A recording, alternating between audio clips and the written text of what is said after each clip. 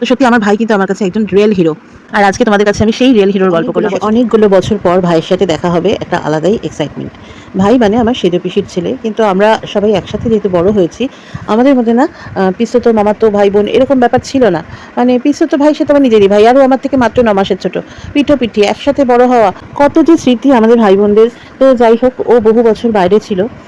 আসলে সেজ পিসি তো দুরারোগ্য ক্যান্সারে চলে গিয়েছিলেন ঠিক আমার বিয়ের আগের বছর। আমার 2001-এ বিয়ে হয়েছে, আর সেজ পিসি চলে গিয়েছিলেন 2000 সালে।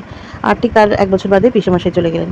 তো কপাল ভালো যে পিসি আমার বোনকে বিয়েটা দিয়েছিলেন, কারণ ঠিক বোনের বিয়ের 6 মাসের মাথায় কিন্তু পিসির ক্যান্সার ধরা পড়েছিল এবং লাস্ট স্টেজ। পিসি চলে যাওয়ার ঠিক 1 বছরের মাথায় পিসেমশাইও চলে গেলেন। আর ভাই তখন ভীষণভাবে নিজের কাজে ব্যস্ত হয়ে পড়ল। আসলে ক্যান্সার রোগের যন্ত্রণা যে কী ভয়ঙ্কর সেটাও সচক্ষে দেখেছিল, এবং পিসিকে কিন্তু মৃত্যুশয্যায় কথা দিয়েছিল যে বহু মানুষের পাশে থাকবে। আর সেই কাজটা করার জন্যই কিন্তু একেবারে ঝাঁপিয়ে পড়লো, এবং একদম মন দিয়ে ডেডিকেটেডলি কাজ করেও কিন্তু মানে বহু মানুষের পাশে থেকেছে। এবং এমন হয়েছে যে ওর প্রচুর প্রচুর লড়াই করতে হয়েছে, মানে ওর কাছে খাবারও পয়সা ছিল না, দিনের পর দিন বাড়া পাও খেয়ে কাটিয়েছে। মানে ভয়ঙ্কর লড়াই করে। যে আমি লড়াইয়ের কথা বলি, আমি কি লড়াই করি, আমার থেকে অনেক বেশি লড়াই আমার ভাই করেছে, এবং সারা পৃথিবীর কাছে আমার পিসির নাম ছড়িয়ে দিয়েছে। তো যাই হোক, ভাই তো প্রচণ্ড ব্যস্ত, তো তার মধ্যেই একটু সময় বার করেছে আমাদের জন্য। তো ভাইয়ের সাথে দেখা করতে যাচ্ছি খুব স্বাভাবিকভাবে, কারণ ও অনেক বড় কাজ করছে, ওর অনেক বড় কমিটমেন্ট রয়েছে সেখানে। ওর ব্যস্ততা থাকাটাই স্বাভাবিক। ও যে আসবে আমাদের বাড়িতে সেই সময়টা নেই, আমরাই যাচ্ছি ওর সাথে দেখা করতে।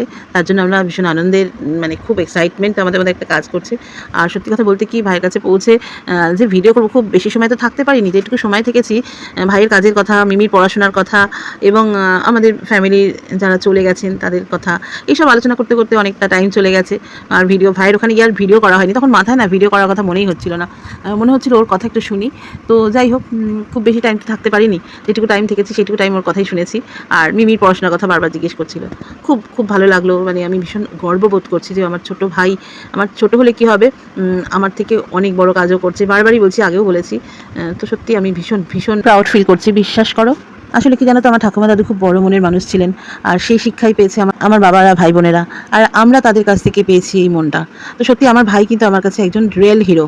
আর আজকে তোমাদের কাছে আমি সেই রিয়েল হিরোর গল্প করলাম। সবার কাছে ভাইয়ের গল্প চিৎকার করে করে বলতে ইচ্ছে করছে, মনটা ভীষণ ভরে উঠছে, বিশ্বাস করো।